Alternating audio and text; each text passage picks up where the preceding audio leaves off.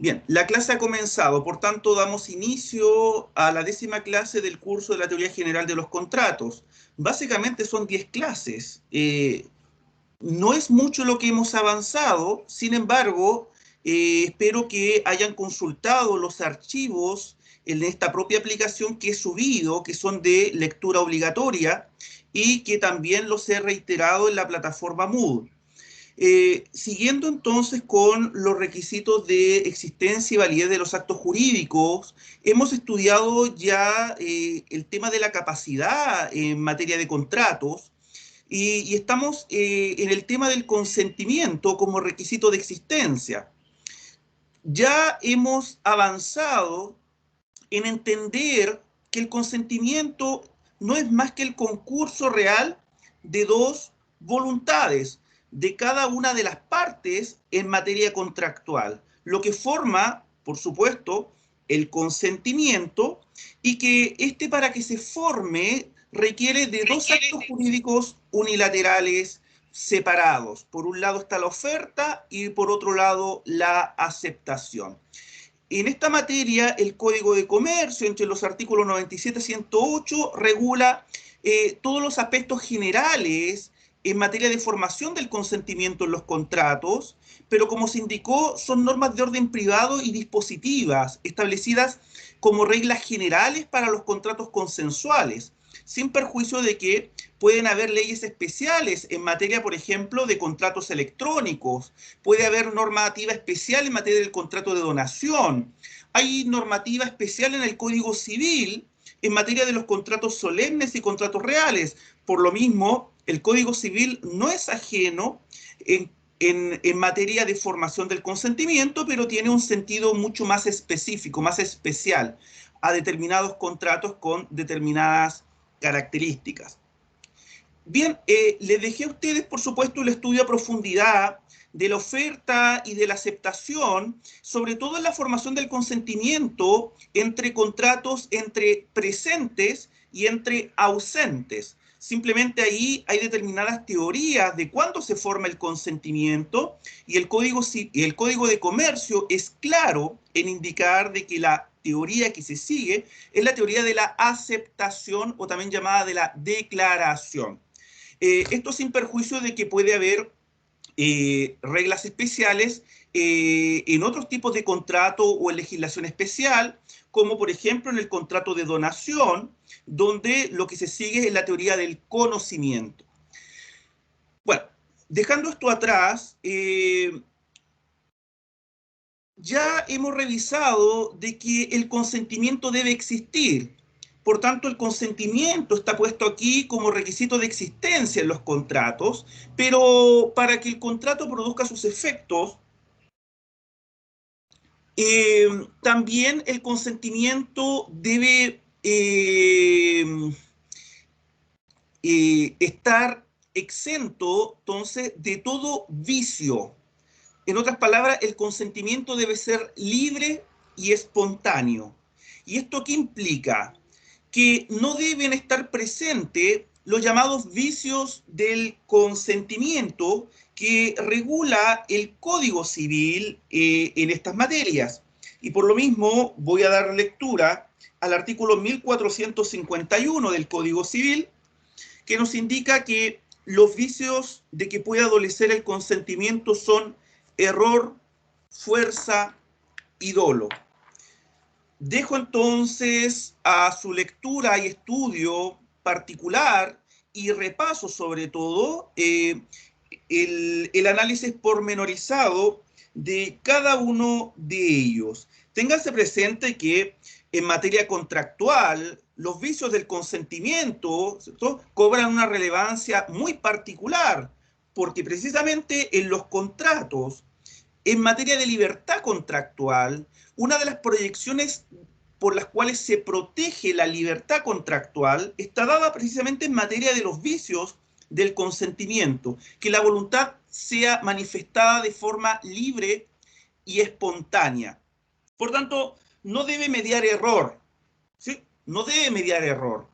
El error básicamente es una representación falaz de la realidad, que consiste básicamente en el falso concepto o equivocado concepto acerca del hecho o del derecho.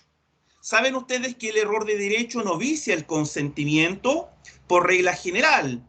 Pueden haber algunas excepciones donde se da, por ejemplo, el cuasicontrato del pago de lo no debido, porque hay personas que pueden pagar creyendo que deben, pero finalmente no deben. Ahí lo que existe es un error de derecho, en cuanto a un error en cuanto al pago, o a quién se debe hacer el pago. Finalmente se genera el cuasicontrato del pago de lo no debido. Es ahí una de las excepciones en materia de error de derecho. Tanto así que el cuasicontrato del pago de lo no debido está en consonancia con el principio del enriquecimiento injusto, del enriquecimiento sin causa, y por tanto siempre va a estar la obligación de repetir o la acción de repetición, aun cuando se pague por un error de derecho. Tanto así se protege lo incólume que debe tener el patrimonio, en tanto que se evita un enriquecimiento injusto, que se permite aquí alegar error de derecho. Por regla general, el error de derecho no tiene cabida en nuestro ordenamiento jurídico porque el principio de conocimiento general de la ley, o también llamado la ficción de conocimiento de la ley, del artículo 8 del Código Civil, dado también que quien alega error de derecho se le presume mala fe. En materia posesoria, recordarán ustedes, quien alega error de derecho en materia posesoria se presume mala fe. Y esta es una presunción de derecho, se presume mala fe. Por tanto, lo que nos queda es el error de hecho. Y en este consiste, como ya indiqué, en un concepto equivocado, en la ignorancia, una representación falaz de la realidad que nos lleva entonces a tomar una decisión, ¿cierto? Una decisión nublada, la cual obviamente desconocemos los reales alcances, ya que manejamos un conocimiento erróneo de la situación. Por tanto, el error que regula el Código Civil es en general el error esencial, ya sea que recaiga sobre la especie de acto o contrato, ¿sí?, como una de las partes entiende empréstito y otra donación.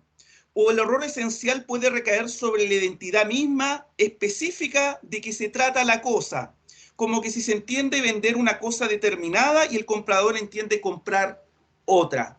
¿Se dan cuenta? Ahí está el error esencial. Este normalmente es el error más importante, y es tan importante que la doctrina indica que más que haber error esencial, lo que falta derechamente es consentimiento. Bueno, esa es una posición, ¿cierto?, que nos llevaría a una consecuencia de establecer la inexistencia del acto. Sin embargo, la ley es clara al identificar el error esencial con un vicio del consentimiento, cuya sanción será la nulidad relativa. Normalmente luego está el error que recae precisamente sobre la sustancia, el error sustancial. El error vicia asimismo el consentimiento, artículo 1454, cuando la sustancia o calidad esencial del objeto sobre que verse el acto o contrato es diversa de lo que se cree, como si por alguna de las partes se supone que el objeto es una barra de plata y realmente es una masa de algún otro metal semejante. Entonces, ahí tenemos los dos errores: error esencial, error sustancial. El error esencial, por supuesto que se divide en un error sobre la especie del acto o contrato o sobre la identidad misma del objeto en que recae el contrato. Y el error sustancial dice relación con la sustancia o calidad esencial del objeto. Pues bien, estos son los dos errores que reglamenta el Código Civil que vician el consentimiento, porque cuando el error recae en una calidad accidental sobre el objeto, este no vicia el consentimiento, a menos que esa calidad es el principal motivo de una de ellas para contratar, y este motivo ha sido conocido por la otra parte. Por ejemplo, el color.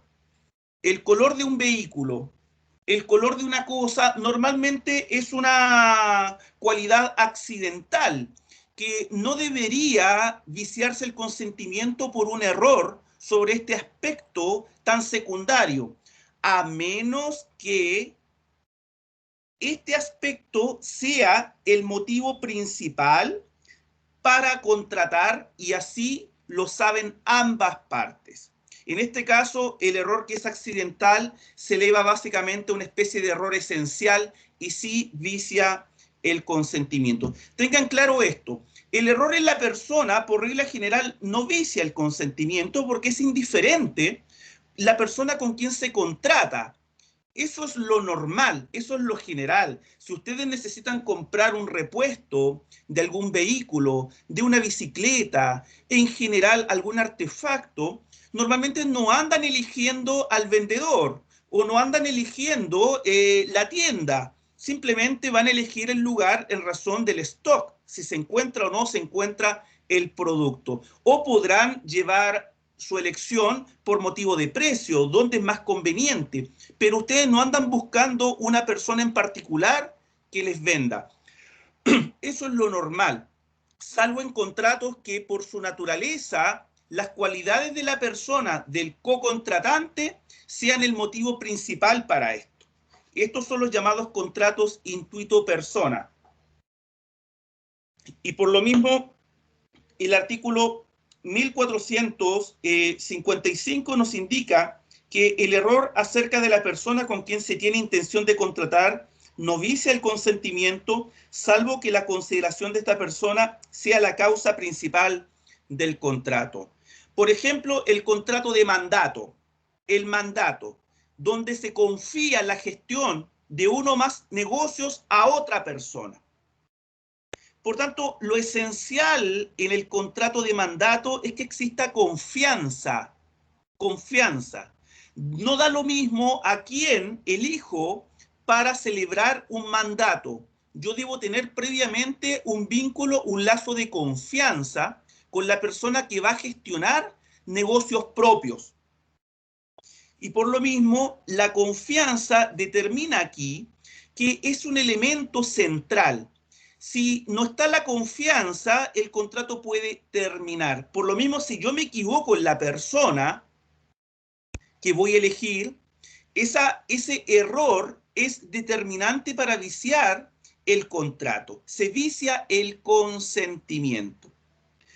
Tanto así que el mandato puede terminar por renuncia del mandatario o por revocación del mandante. Precisamente ¿por qué? Porque como es un contrato de confianza en esencia, cuando la confianza se termina, no tiene sentido seguir adelante con el contrato. Es uno de los casos excepcionales donde se puede poner fin de modo unilateral al contrato, cuestión que por regla general la resiliación viene a ser la regla general para terminar un contrato, es decir, por acuerdo de ambas partes.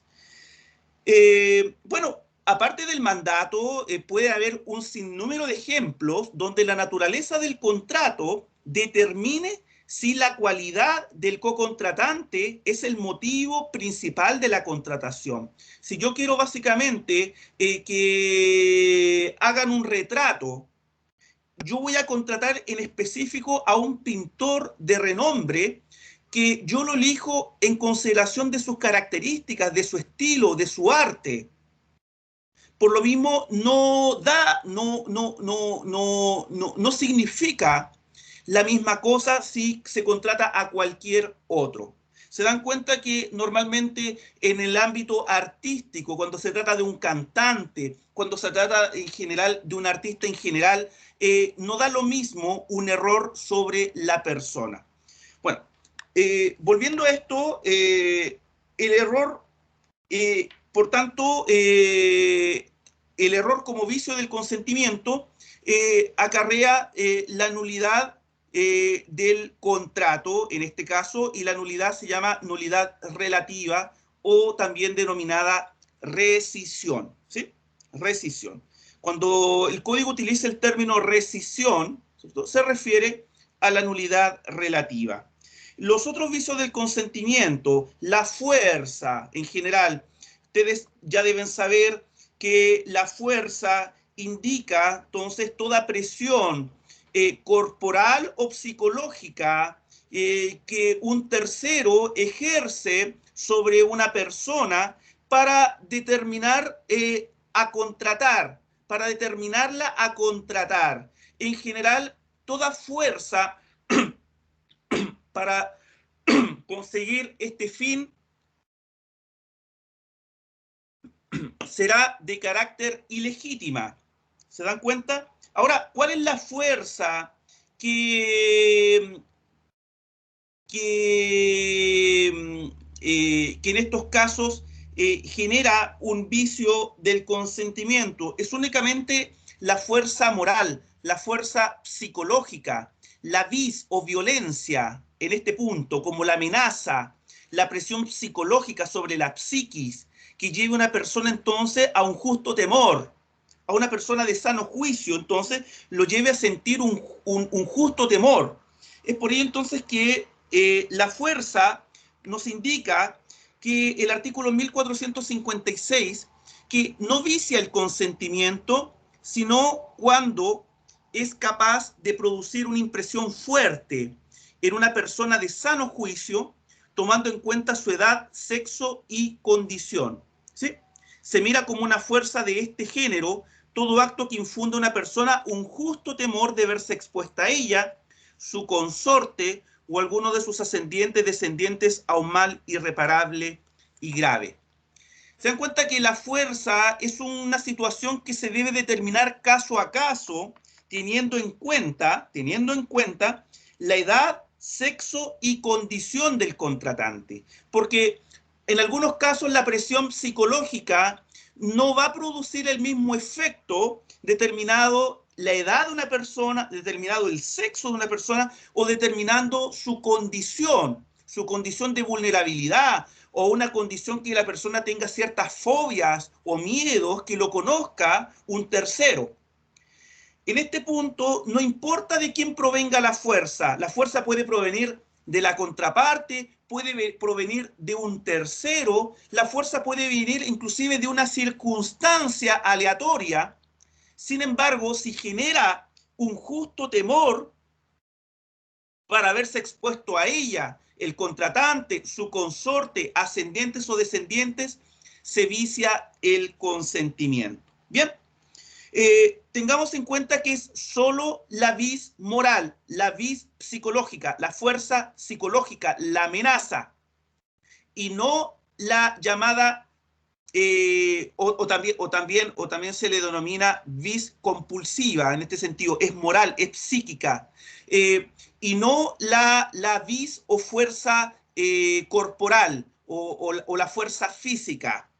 Porque cuando estamos en presencia de esta vis corporis, que es básicamente genera una presión, un sometimiento de carácter muscular y mecánico de una persona a otra, en este caso, más que un consentimiento viciado, se va a dar aquí una ausencia de voluntad y por tanto va a haber una ausencia de consentimiento. Si el otro contratante le toma la mano para que firme contra su voluntad, ahí entonces no tenemos un vicio de la voluntad, tenemos derechamente ausencia de voluntad.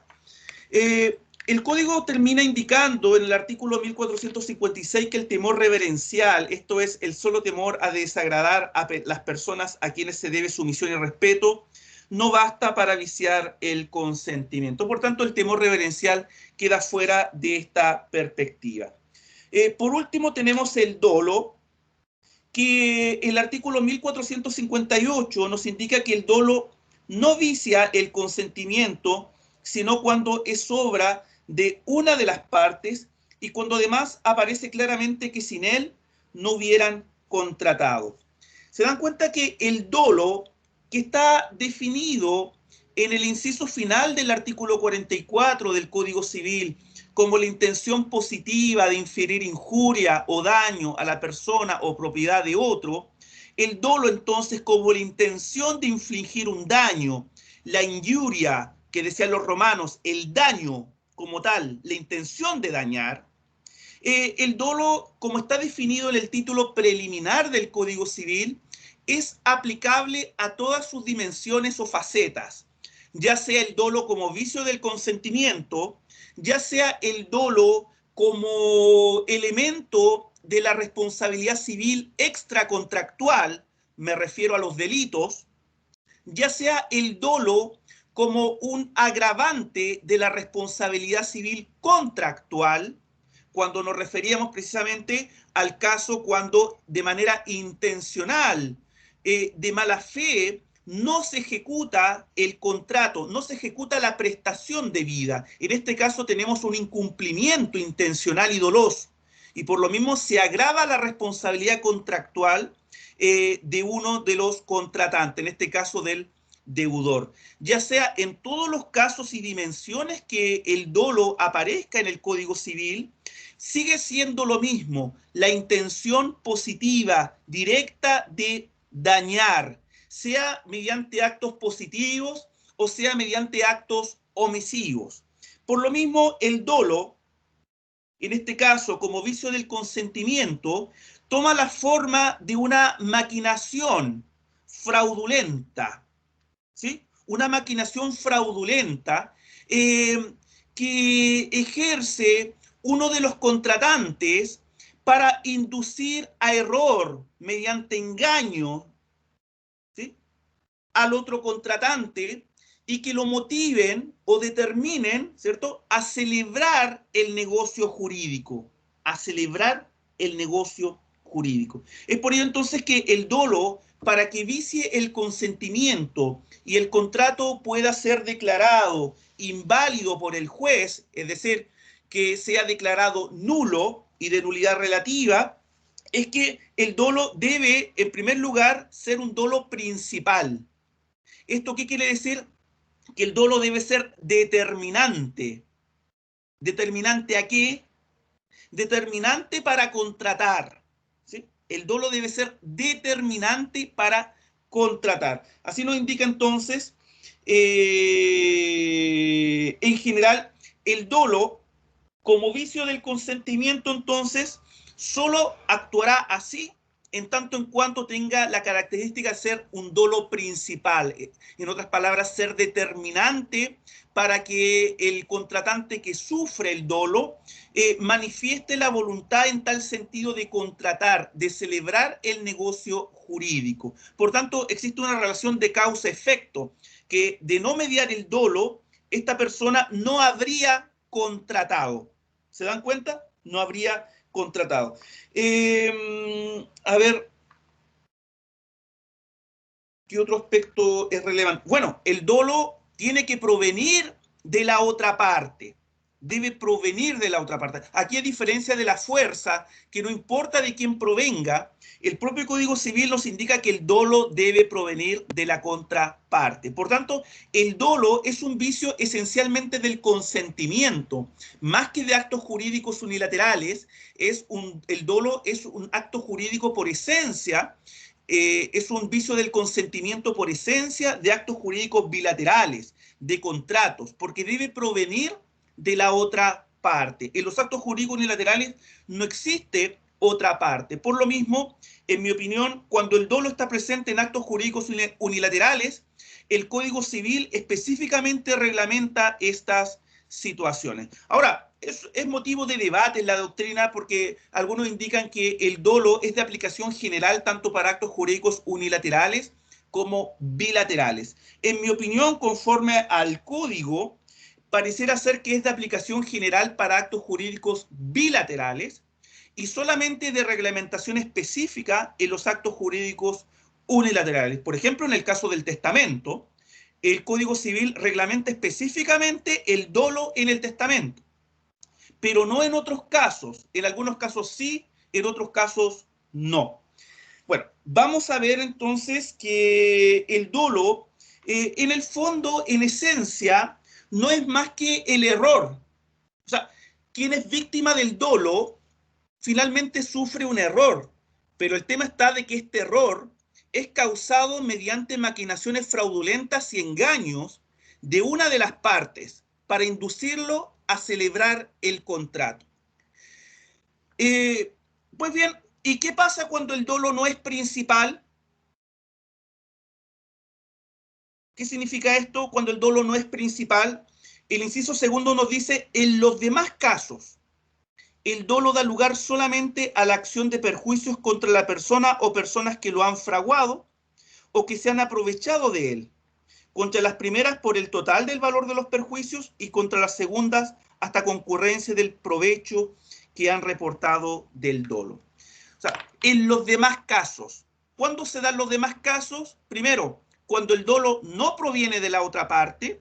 Ahí estamos en un caso entonces donde el dolo solamente va a dar lugar a indemnización de perjuicios. O cuando el dolo no es principal. En otras palabras, aún esta persona habría contratado, de todas formas habría contratado, pero en condiciones diferentes, en condiciones más favorables. En este caso, ¿cierto? Solamente da lugar a indemnización de perjuicios. Obviamente haciendo las distinciones entre quien fraguó o ejerció el dolo y en aquellos que se han aprovechado de este. Quiero saber si hay alguna duda en este punto. ¿Alguien quedó con alguna consulta, alguna observación en esta materia?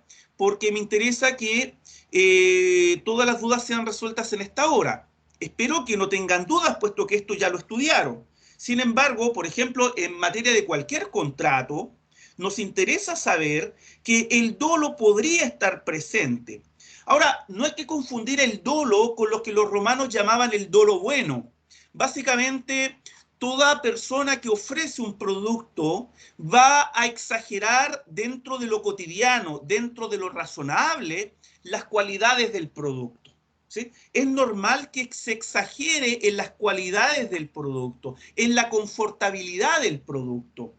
Pero eso no significa, entonces, que se cometa fraude, engaño, ¿cierto? Se mienta sobre cualidades que no tiene el producto y que eso lleva a una persona a contratar, porque ahí se produciría dolo. O si el producto es defectuoso y esto lo conoce el oferente, se calle, omita decirlo.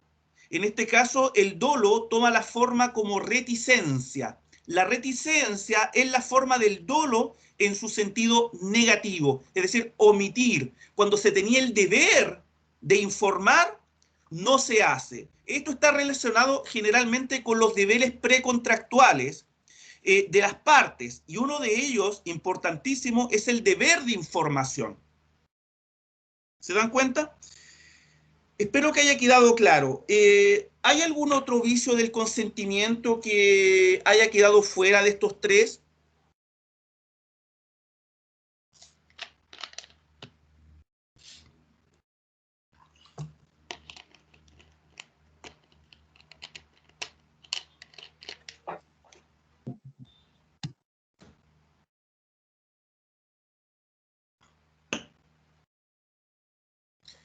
Por regla general, siempre se indica en los textos, en los libros, en los manuales, que los vicios del consentimiento únicamente son estos tres que acabamos de ver.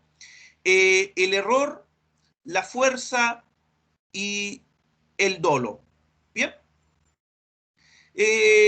Ahora, hay que tener presente que en el derecho comparado pueden haber otros vicios del consentimiento. Por ejemplo, la propia reforma del Código Civil francés del año 2016 incorporó un cuarto vicio del consentimiento que dice relación con el abuso de la vulnerabilidad del contratante.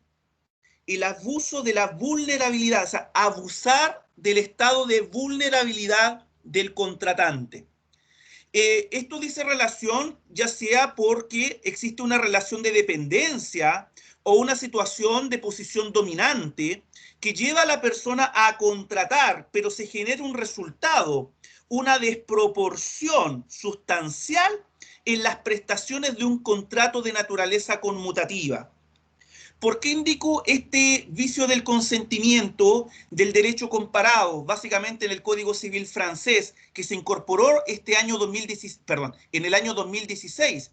Porque se indicó de que Este vicio del consentimiento tiene una naturaleza independiente de la fuerza o violencia psicológica, que está más emparentado con el concepto de lesión, o que está más emparentado con lo que en el derecho económico y en el derecho del consumo se indica básicamente como el abuso de la posición dominante. Esto que venía básicamente de materias del derecho del consumo, en materias de mercado, fue recogido por el Código Civil, que inclusive tenía sanciones penales en Francia. Fue recogido el año 2016 como un vicio del consentimiento autónomo, y por tanto ahora en el día de hoy son 4 vicios del consentimiento. Al lado de los 3 que ya conocemos, tenemos entonces el abuso, ¿cierto?, de la vulnerabilidad del contratante, que obviamente tiene por resultado una desproporción sustancial en las prestaciones o una ventaja excesiva en quien ejerce este abuso. He hecho esta referencia porque en el día de hoy no existe paz en la doctrina para entender, por ejemplo, el tema de la lesión en nuestro ordenamiento jurídico. El tema de la lesión, que si bien también existe en Francia y en el sistema comparado de distintos países, la lesión normalmente había sido entendida en nuestro país, de acuerdo a su naturaleza, por algunos como un vicio de carácter subjetivo, porque siempre se indicó que detrás de la lesión en los contratos, lo que existe en el fondo, del punto de vista material, no es más que un abuso de uno de los contratantes, aprovechándose de una situación vulnerable o débil que lleva a la persona a contratar en condiciones desfavorables para esta. Sin embargo, si uno lee las normas del Código Civil, los autores mayoritariamente han indicado que no se trata de un vicio de carácter subjetivo, sino más bien un vicio de carácter objetivo, porque lo que realmente interesa es la desproporción de las prestaciones en un contrato conmutativo, sin entrar al fondo, sin saber la razón, sin saber el motivo. Al Código Civil, a la ley no le interesa el motivo por el cual se produce la lesión. Simplemente le interesa saber si existe o no existe lesión en razón de una desproporción sustancial entre las prestaciones de los contratantes, ¿sí? Normalmente estamos hablando de un contrato que por su naturaleza es de carácter conmutativo, es decir, un contrato oneroso conmutativo, donde las prestaciones se miran como equivalentes. Por lo mismo, el concepto de lesión básicamente se entiende como un perjuicio exagerado o desproporcionado que una parte experimenta en un contrato conmutativo, ¿sí? Ya sea porque recibe de la otra parte un valor inferior al de la prestación que el primero a su vez suministra. Este perjuicio, esta desproporción debe ser sustancial,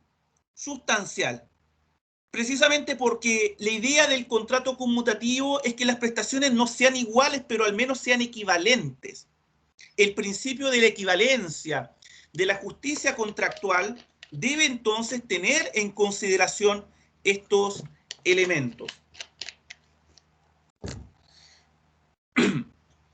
Por tanto, el tema de la lesión en nuestro ordenamiento jurídico civil existe, pero no existe como un vicio del consentimiento, puesto que la lesión, ya dijimos que es de carácter objetiva, pero también la lesión no es de aplicación general, es de aplicación restrictiva.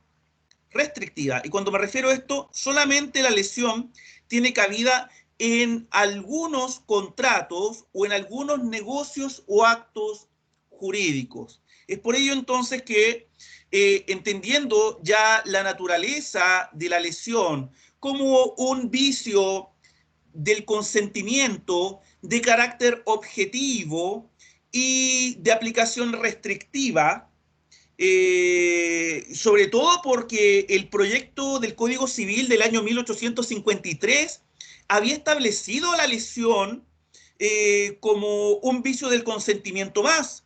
Sin embargo, en el proyecto definitivo del Código Civil, este fue descartado, lo cual obviamente nos lleva a entender que para el legislador los únicos vicios del consentimiento son el error, la fuerza y el dolo, y queda entonces la lesión como una forma en la cual el Código Civil protege la equivalencia y justicia contractual en materia de negocios onerosos de carácter conmutativos. Pero como dijimos, no es de aplicación general, no es de aplicación general.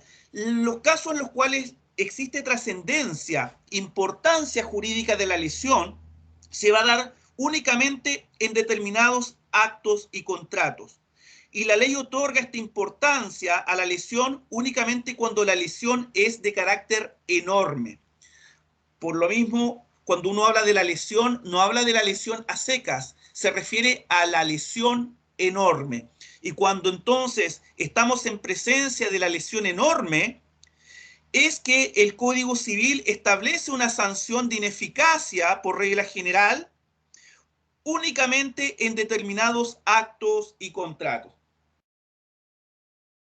¿Pueden indicar ustedes en qué actos o contratos es aplicable la lesión enorme? ¿Alguien conoce algún caso?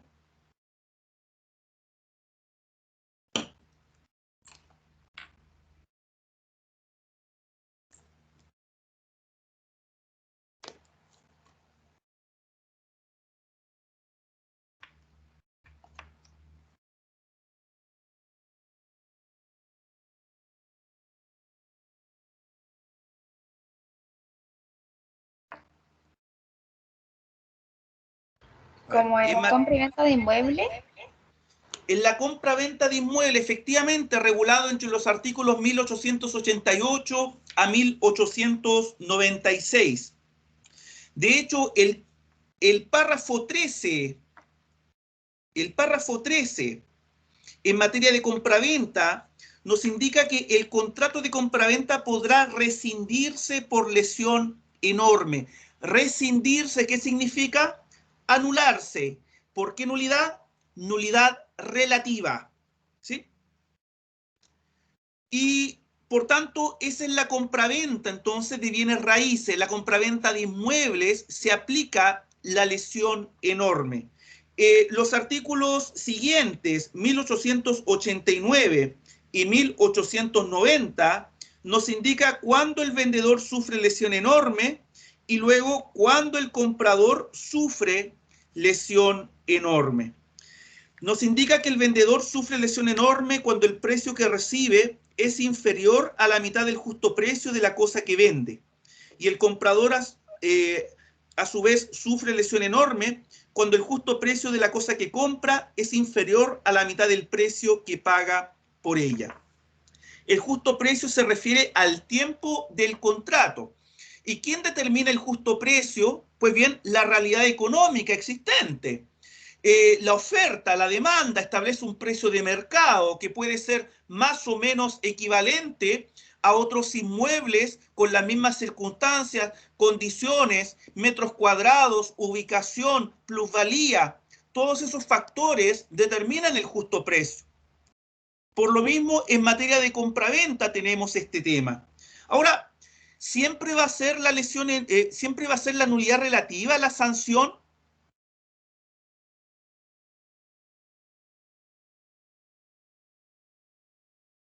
¿Sí? La respuesta es que no, porque el artículo 1890 nos indica que el comprador contra quien se pronuncia la rescisión podrá a su arbitrio consentir en ella, es decir, aceptar la nulidad, o completar el justo precio con deducción de una décima parte. Por tanto, quien pierde, quien es vencido en el juicio de nulidad relativa por lesión enorme, tiene dos opciones: aceptar la sentencia o bien puede completar el justo precio con deducción de una décima parte, lo cual obviamente produce el efecto de que el contrato va a subsistir.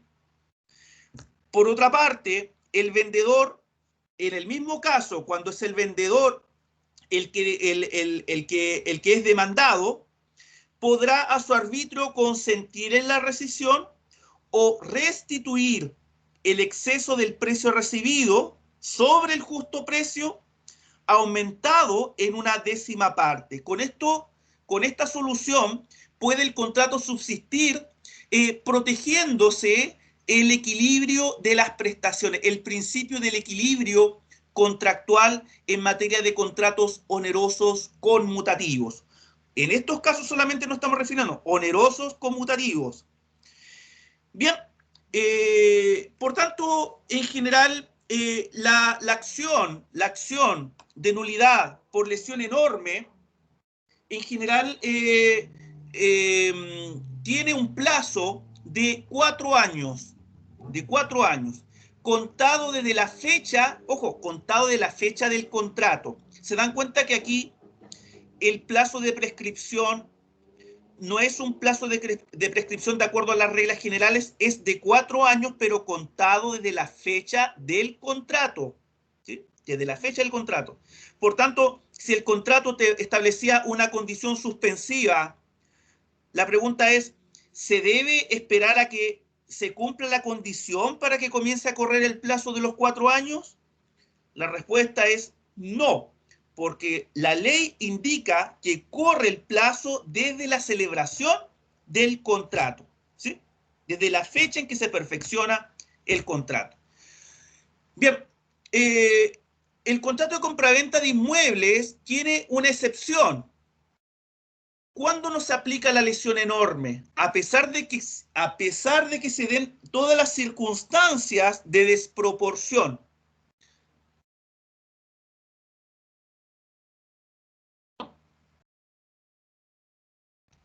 La excepción está dado cuando se adquiere un inmueble por pública subasta, es decir, las ventas forzadas, porque ahí se parte de la base de que se va a ofrecer un precio inferior al mercado, es de suyo. Por antonomasia en pública subasta, normalmente se establece un precio sustancialmente inferior al mercado, sobre todo cuando la subasta se hace por una segunda vez y el tasador debe reacomodar el precio de subasta, el precio inicial.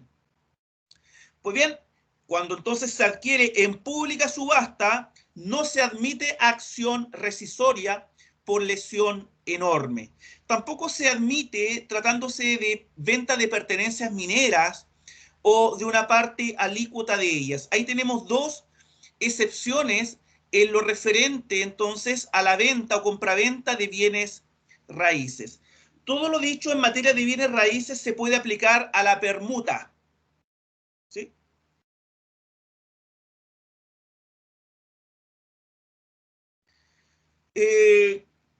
¿En qué otra situación más se podría dar? Aparte de la venta y permuta de inmuebles. El artículo 1234 se refiere a la lesión enorme cuando se acepta una asignación hereditaria. No vamos a entrar en mayores detalles porque el derecho sucesorio todavía ustedes no lo han visto. Lo mismo ocurre con la partición de bienes. El artículo 1348 del Código Civil, también en materia sucesoria o hereditaria, también se admite la lesión enorme cuando existe partición de bienes, porque aquí existe el concepto de la adjudicación. Y esta adjudicación también tiene que tener criterios de proporcionalidad. En materia del contrato de anticresis, artículo 2443. En materia de liquidación de la sociedad conyugal, ustedes todavía no ven derecho de familia, pero el régimen de la sociedad conyugal, que es el régimen supletivo, en un matrimonio, cuando se liquida este régimen,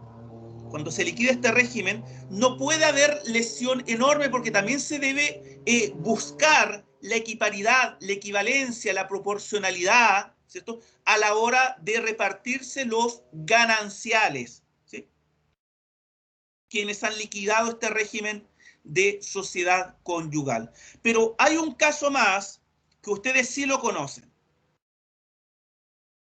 ¿A cuál me refiero?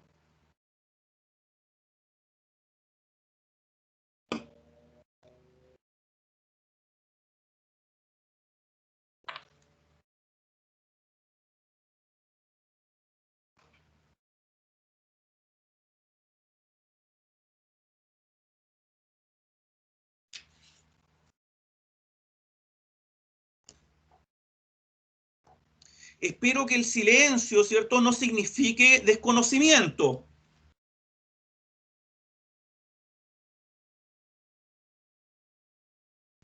En materia de cláusula penal, recuerden la cláusula penal enorme.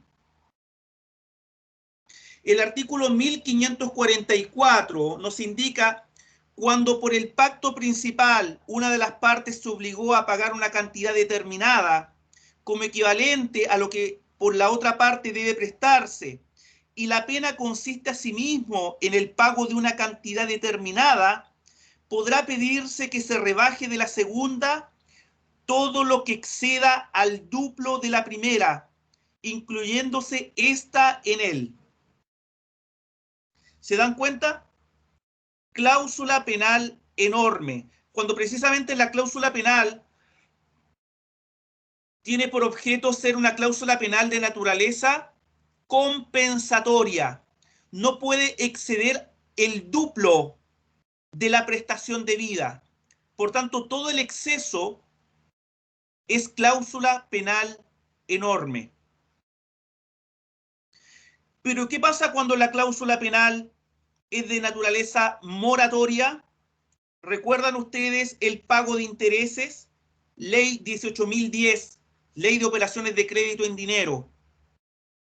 Cuando la cláusula penal, cuando es de carácter moratoria, es decir, los intereses, se genera aquí una lesión enorme.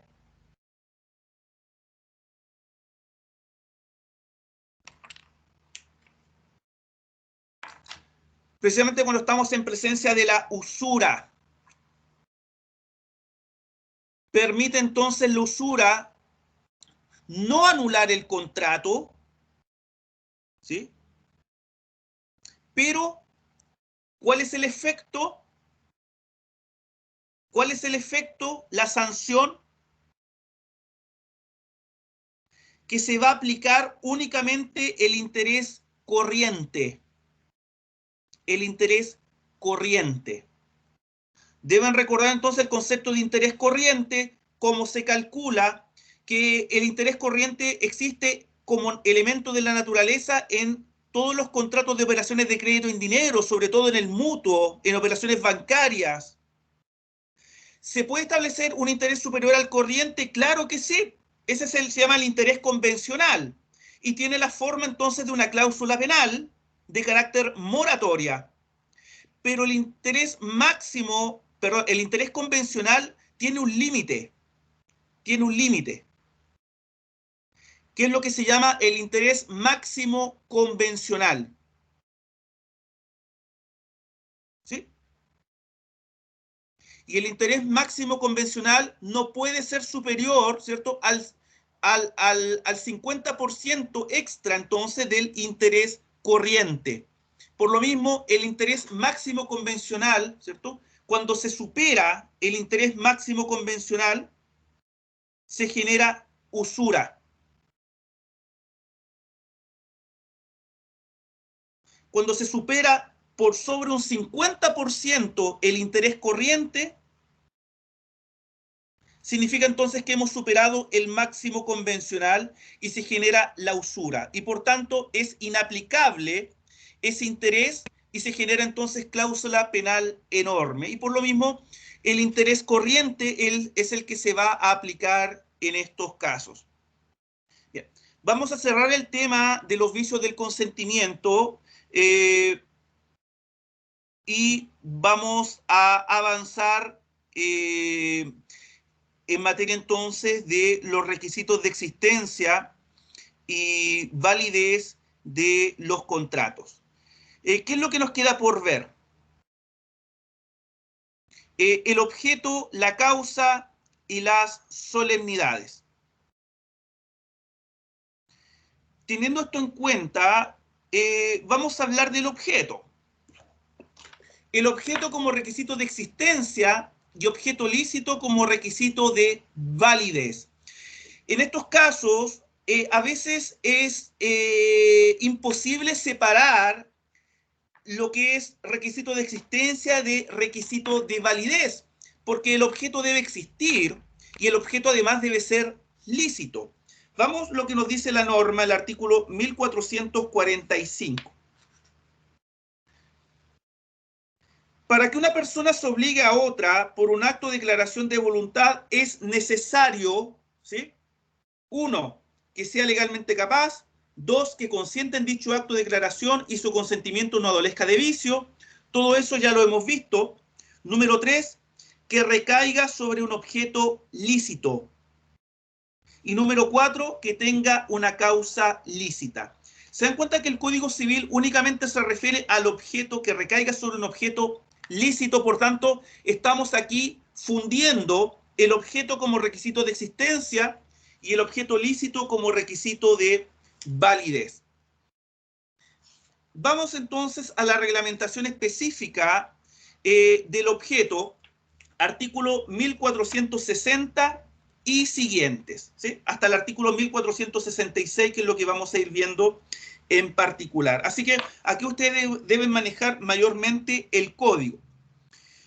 El artículo 1460 nos indica que toda declaración de voluntad debe tener por objeto una o más cosas que se trata de dar, hacer o no hacer.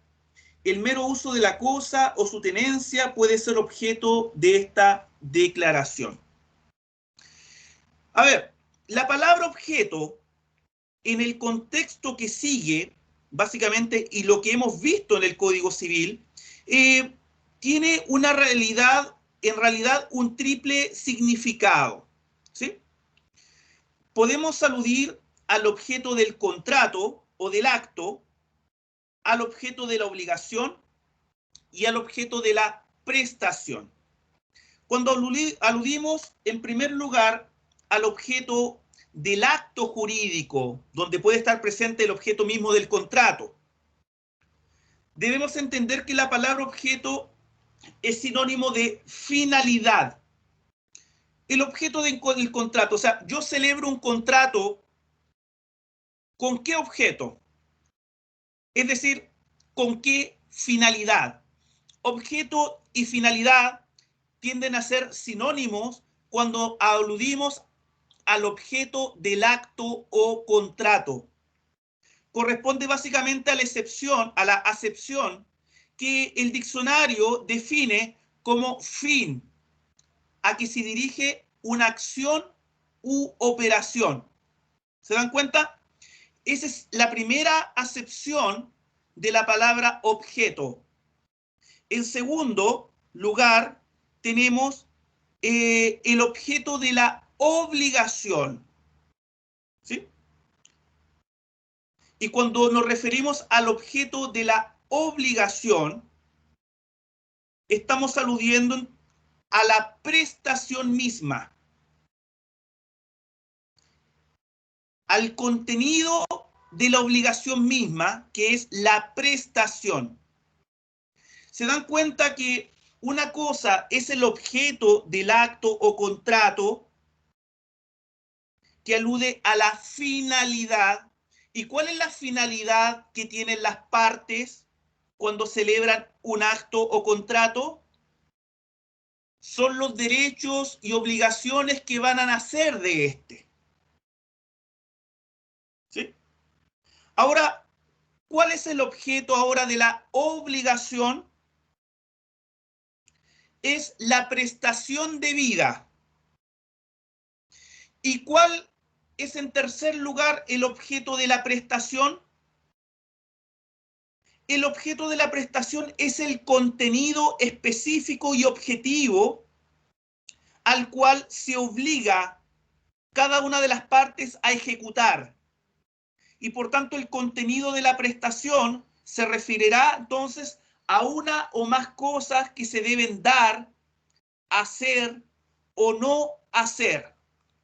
Teniendo en cuenta todo lo dicho, el Código Civil normalmente confunde cuando regula el objeto en toda declaración de voluntad, porque en algunos casos se refiere al objeto de la prestación, en otros casos se refiere a la finalidad, ¿sí? Y en otros casos se refiere simplemente al objeto de la obligación.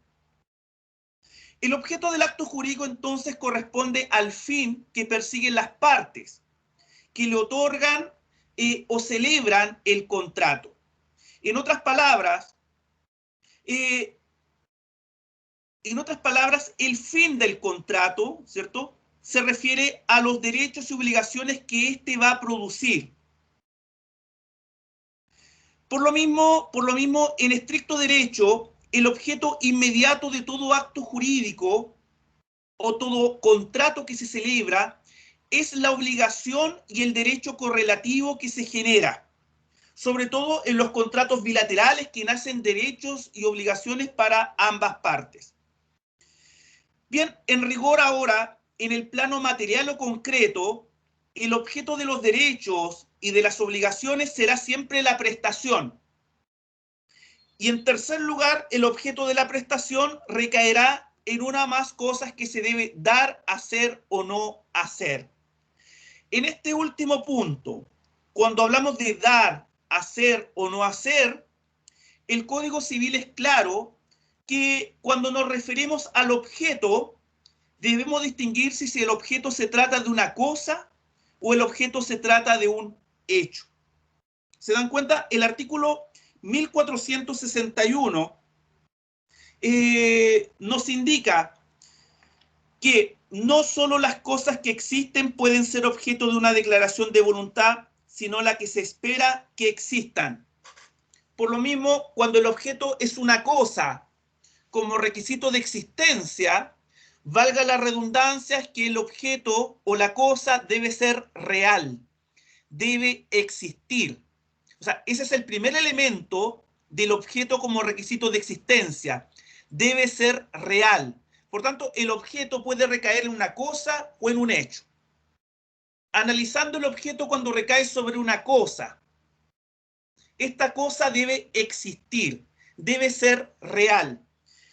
Y nos indica el artículo 1461 que no solo las cosas que existen pueden ser objeto de una declaración de voluntad, sino también las que se espera que existan. Pero es menester que las unas y las otras sean de carácter comerciables y que estén determinadas a lo menos en cuanto a su género.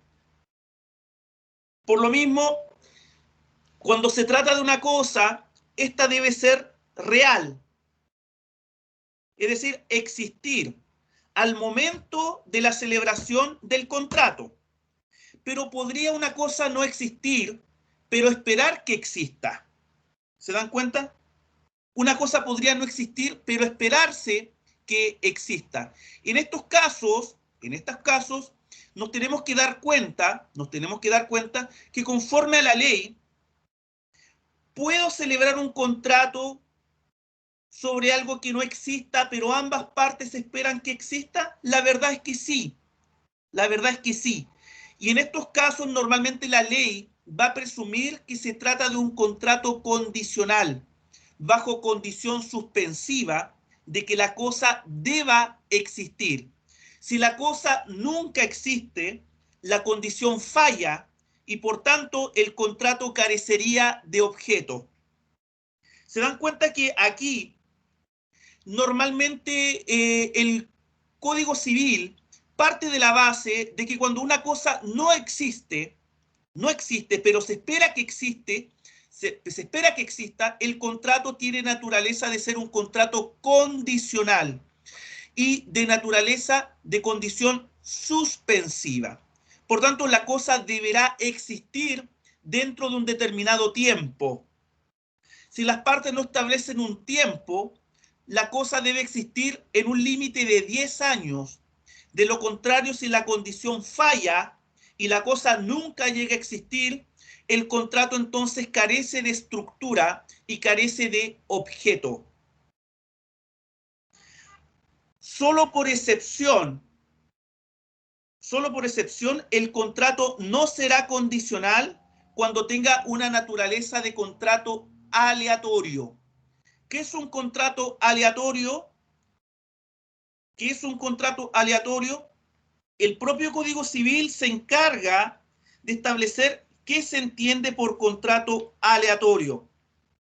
El artículo 1441 nos indica que el contrato oneroso es conmutativo cuando una de las partes se obliga a dar, hacer o no hacer una cosa que se mira como equivalente a lo que la otra parte debe dar, hacer o hacer a su vez. Y si el equivalente consiste en una contingencia incierta de ganancia o pérdida, se llama aleatorio. Es decir, el contrato aleatorio está dado cuando lo que se mira como equivalente, porque finalmente es un contrato oneroso, lo que se mira como equivalente es una contingencia incierta de ganancia o pérdida. Contingencia incierta de ganancia o pérdida. Por tanto, yo puedo ir donde un agricultor y manifestar mi oferta de comprarle todo lo que va a producir su huerto el próximo año. Si está de acuerdo el agricultor, ¿cierto?, va a recibir un precio dado y acordado, y yo deberé esperar todo lo que se coseche en ese huerto el próximo año. ¿Qué pasa si hay una sequía? ¿Qué pasa si hay un terremoto fuerte? Que el huerto no produce ningún fruto. ¿Tengo derecho a pedir la restitución de mi dinero? No, porque yo lo que compré, lo que se miró como equivalente en ese contrato fue la contingencia incierta de ganancia o pérdida. Por tanto, ahí tenemos un típico caso de que se está comprando una cosa que no existe, pero se espera razonablemente que exista, ¿sí? Pero no es un contrato condicional, simplemente es un contrato aleatorio. Por tanto, por regla general, un contrato sobre cosas futuras que no existen en el día de hoy, pero se espera que existan, es condicional, a menos que por la propia naturaleza del contrato se trate de un contrato aleatorio. Es decir, lo que yo estoy recibiendo como equivalente a lo que yo me comprometo ejecutar o pagar es una contingencia incierta de ganancia o pérdida, alias como suerte. Es la suerte. Por lo mismo, todo lo que diga relación con la compra en verde, en fin, o con lo que diga relación con elementos de contingencia, como yo le puedo indicar, por ejemplo, a un pescador que tiene su barco, yo le voy a comprar todo lo que pesque en esta salida que tenga el día de mañana. Pero el pescador no obtiene ningún pez, ya sea por las causas que sean. Pues bien, lo que yo finalmente compré es la contingencia incierta de ganancia o pérdida. Yo compré básicamente el alias. Yo asumí el riesgo. A mayor riesgo, mayor ganancia. Pero el riesgo también está envuelto en la posibilidad de perder. Y por tanto, si yo asumo el riesgo de perder, lo más probable es que si me veo favorecido voy a ganar más. Porque normalmente cuando yo celebro un contrato aleatorio, el precio que paga el que espera el alia siempre va a ser inferior a que una cosa exista, puesto que no hay riesgo alguno. Pues bien, entonces la cosa debe existir y debe ser determinada a lo menos en cuanto a su género. Claro, porque el máximo grado de determinación está dado por los cuerpos ciertos. Es decir, una cosa específica, un cuerpo cierto, una especie o cuerpo cierto, es el máximo grado de determinación. Pero la ley no nos exige un grado de determinación tal, solo nos exige que sea determinado en cuanto a su género, ¿sí? A su género. ¿Y qué es el género? Básicamente, el género indica especies indeterminadas, pero de un género determinado. ¿Pero basta el género para concluir el contrato? No, porque nos indica el propio artículo que acabo de leer, artículo 1461, dice que estén determinadas a lo menos en cuanto a su género, y luego la cantidad. Es necesario establecer la cantidad, porque si se trata de cosas genéricas, yo debo tener básicamente la cantidad, una medida de valor, ya sea numérica, ya sea en cantidad de peso, en unidad de medida, en fin. La cantidad puede ser incierta con tal que el acto o contrato fije reglas o contenga datos que sirvan para determinarla. Por tanto, la determinación debe estar dada en cuanto a su género, ¿sí? Y en cuanto a la cantidad, deben establecer reglas para su determinación, ¿cierto? Ya sea en el acto mismo o en el futuro. Por tanto, debe ser a lo menos determinable la cantidad, estableciendo una unidad de medida, una unidad de peso, o derechamente estableciendo la cantidad misma. Saber si son 3 autos, ¿sí? Saber cuántos metros de tela son, ¿sí? Saber cuál es el peso, por ejemplo, del arroz que voy a comprar. Todas estas son unidades de medición que lo permiten determinar. Ahora, ¿es necesario que se determine en el mismo contrato? No, pero el contrato debe tener elementos que permitan su determinación al futuro, a lo menos. Bueno, dicho esto, ¿qué pasa cuando el objeto del contrato se trata de un hecho, ya sea de hacer o no hacer? ¿Qué ocurre aquí?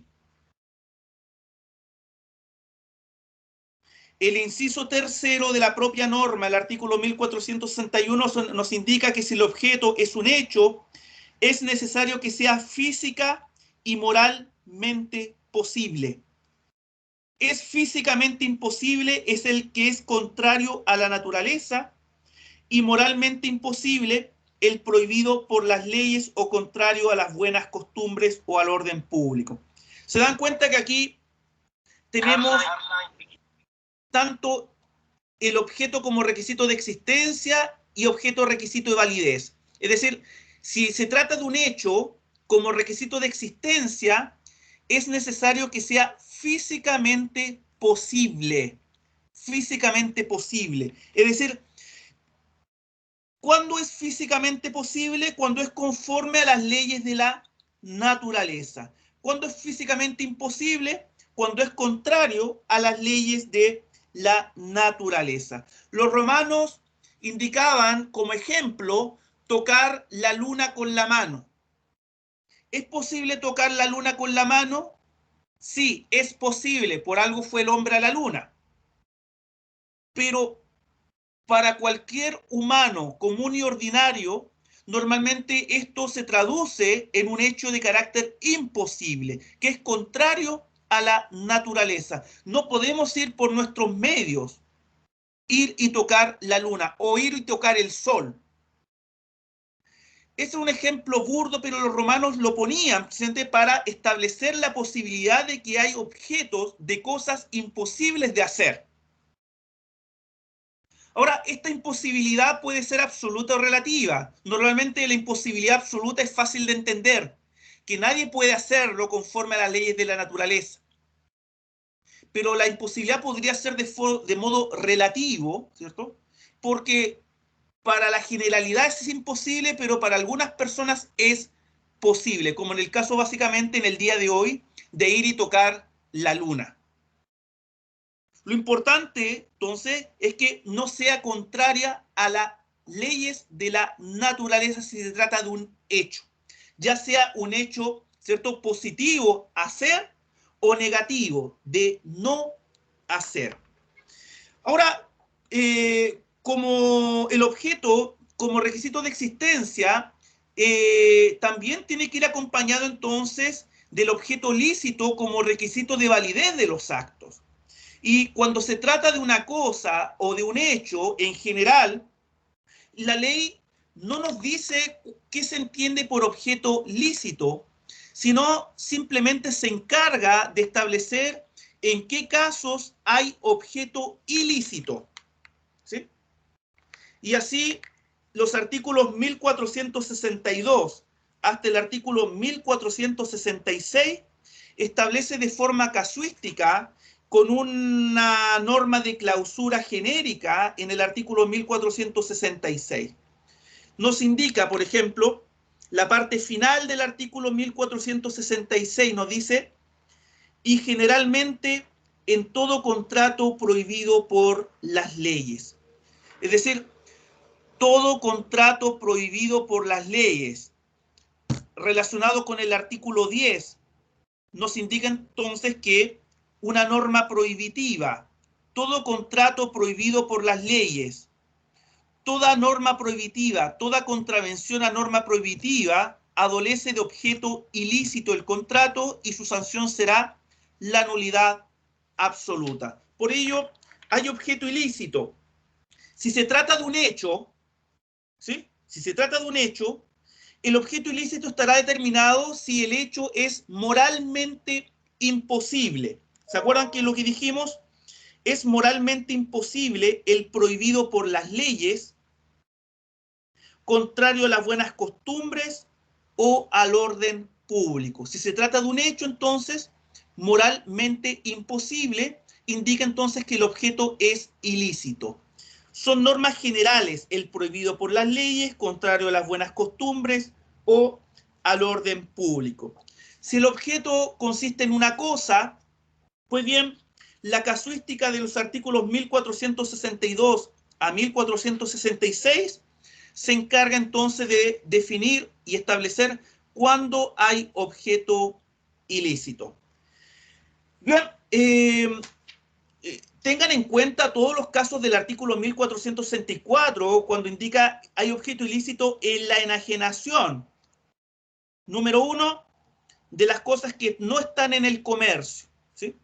De las cosas incomerciables, que no están en el comercio, ya sea por su naturaleza, porque son las cosas comunes a todos los hombres, como el alta mar, ¿cierto? En general, el aire, o ya sea por su destinación, cuando se trata de bienes de uso público, como las calles, las plazas, en fin.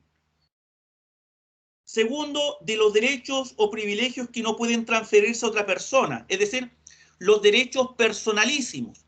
Los derechos personalísimos pueden ser cosas comerciables, pero inalienables, es decir, no se pueden transferir ni transmitir, como puede ser el derecho de alimentos futuros, que está en el patrimonio del titular, por tanto es comerciable, pero no es transferible, no es alienable, como el derecho de uso y habitación, ¿sí? Que también son derechos reales, ¿cierto?, de carácter personalísimo. El derecho de usufructo legal que tienen los padres que ejercen la patria potestad sobre los bienes de su pupilo, de su hijo no emancipado, en fin. Número 3, de las cosas embargadas por decreto judicial, a menos que el juez lo autorice o el acreedor consiente en ello, y de especies cuya propiedad se litiga sin permiso del juez que conoce en el litigio. Tengan en cuenta que aquí la ley habla de enajenación. La doctrina y la jurisprudencia indica que la enajenación en sentido amplio comprende tanto la transferencia del derecho real como también constituir gravámenes sobre estos. En otras palabras, se habla de enajenación cuando transfiero, por ejemplo, la propiedad, el derecho real de dominio, pero también cuando constituyo sobre este un usufructo, un uso o habitación para una tercera persona, o constituye un gravamen como la hipoteca. Así que, en términos amplios, enajenación. Recordar que el artículo 1464 se relaciona con el artículo 1810, por tanto, no es solo la enajenación lo que está prohibido, sino también el contrato de compraventa que recae sobre estas prohibiciones del artículo 1464. Bien, todo lo demás es una casuística, ¿cierto?, que de todas formas deben tener presente entre los artículos 1462 y 1466. Cerrando este último artículo, reitero, cuando indico en todo contrato prohibido por las leyes. Así que, en esta materia, ¿cierto?, todo lo relacionado con objeto lícito o ilícito está aquí comprendido. Les dejo a ustedes, yo no entiendo, me llaman por teléfono, recibo mensajes justo cuando estoy haciendo la clase, Dios mío.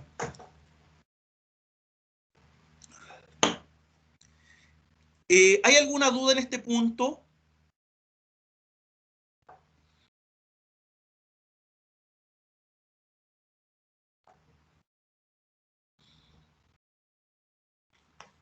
No, profesor, por mi parte Bien. no. Bien.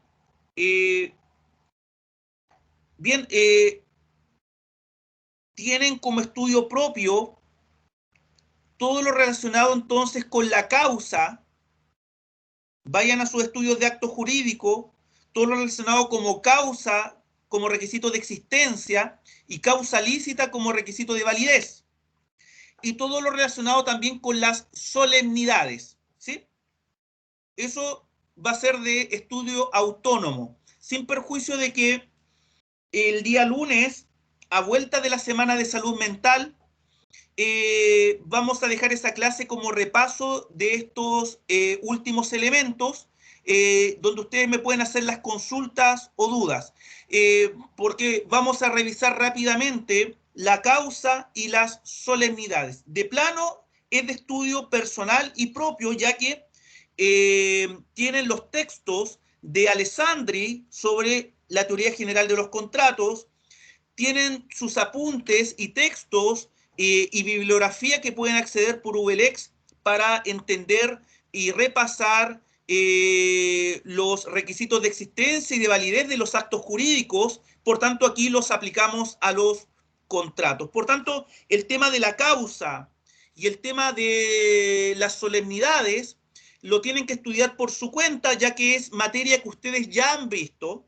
sin perjuicio que el día lunes podemos dejar esa clase para repasar estos dos últimos temas y que ustedes puedan traer las consultas, dudas que hayan encontrado a la hora del estudio. Quedamos en eso. Sí, dígame. No, le decía muchas gracias. Bien. Tienen ya en Moodle y en el archivo de esta... y en la carpeta de archivos de Microsoft Teams, todo el material de lectura obligatoria. Quiero hacer presente, sí, una cosa. Estoy yendo aquí a la carpeta de archivos y voy a compartir pantalla con... porque hay un texto que es bastante grande porque tiene distintos artículos que comprende. Bien. A ver, veamos. Voy a compartir pantalla. Espero que ustedes puedan ver lo que yo estoy viendo a partir de estos momentos. ¿Están viendo un archivo? Sí, profe, sí se ve. Bien.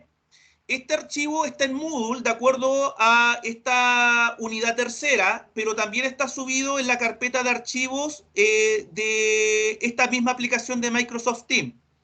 Este archivo tiene 168 páginas, pero está compuesto en el índice por distintos artículos, ¿sí? Por tanto, valga la explicación que estoy haciendo ahora, en clases. Los únicos artículos que son de lectura obligatoria, porque son de temas que hemos visto y analizado en clases, y ustedes deben profundizar en ellos, es de estos artículos son dos. El primero es algunas cuestiones actuales en torno a la oferta y la aceptación del profesor Francisco Segura Ribeiro. Es decir, a partir de la página 23 hasta la página 60.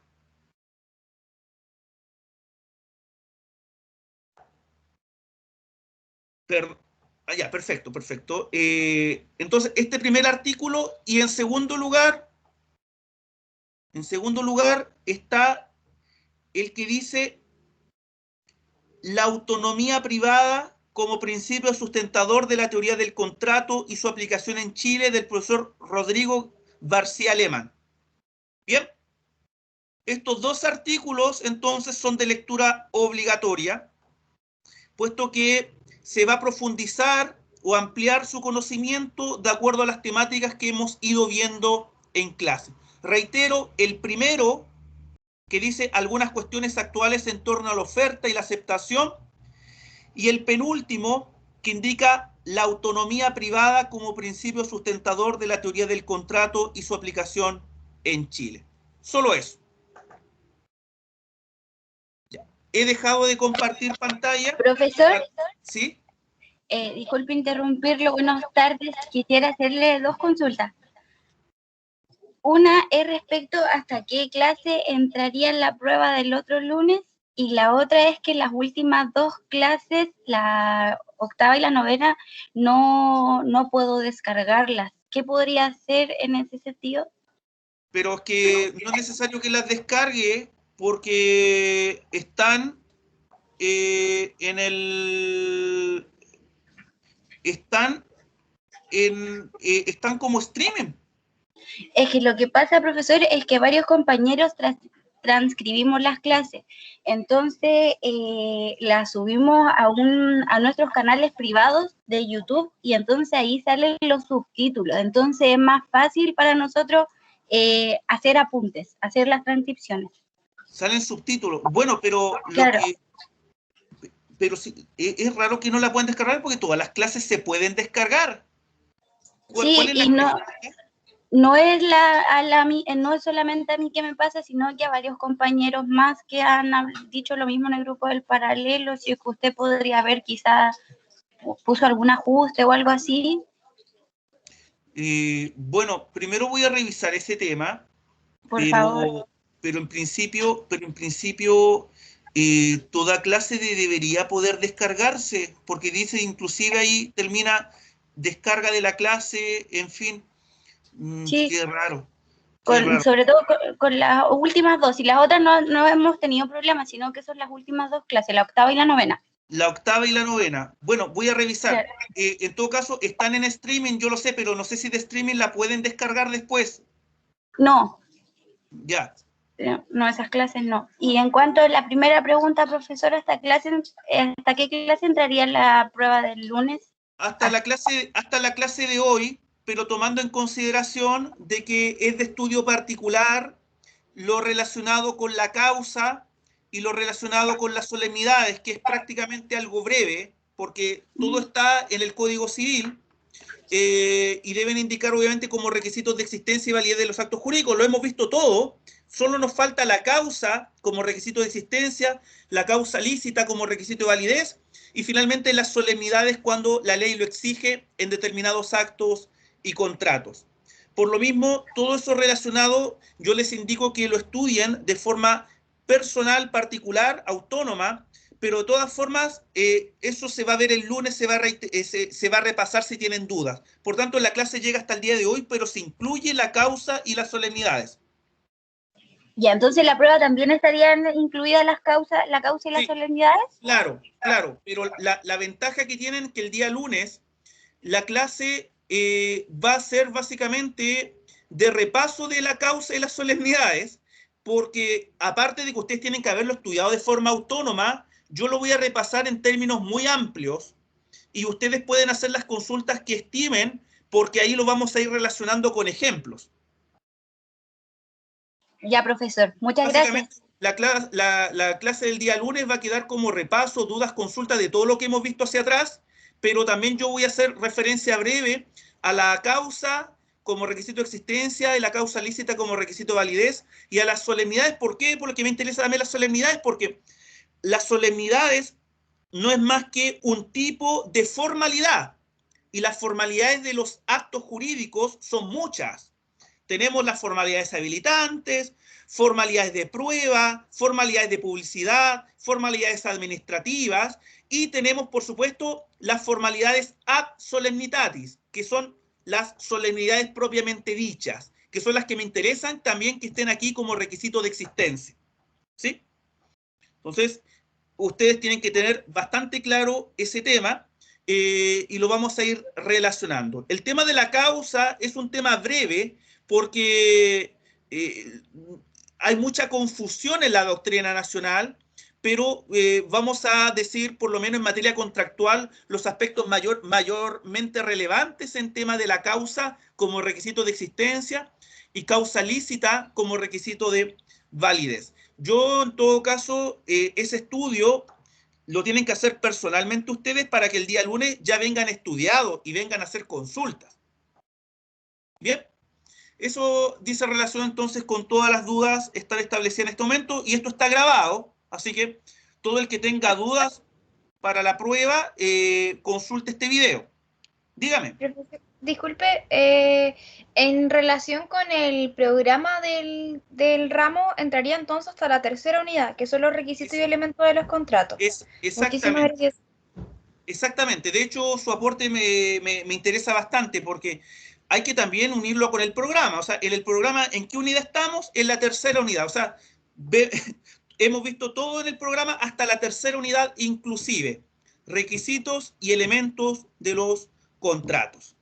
Y con eso cerramos los requisitos y elementos de los contratos, sin perjuicio que me van a quedar algunos aspectos de derecho comparado, pero eso lo vamos a ver ya en la segunda clase de la semana a vuelta de salud mental, porque igual para cerrar el tema quería ver algunos temas de derecho comparado, pero eso no entra en la prueba, por supuesto, porque no lo hemos visto aquí en clase.